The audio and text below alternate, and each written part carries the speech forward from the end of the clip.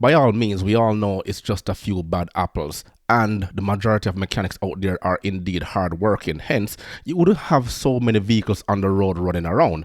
Planes, trains, automobiles, all serviced by mechanics. Cars, I won't pretend to, but I knew that this sounded like BS. That sounded like a lot of work for a damn near brand new car that I just got. If I don't get any of this done, will I not be able to take my car? And he's like, no, you'll be able to take your car. We already did the oil change. Perfect. Thank you. Give me the printout. What you say I need it. So today I went to a female mechanic. She looks over the sheet and she's like, you don't need half this stuff.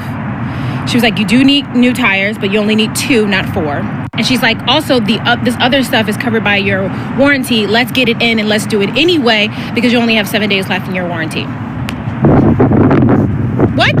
Ma'am, what? I didn't even know I was still in a warranty. This guy made it seem like I had to swipe my credit card immediately.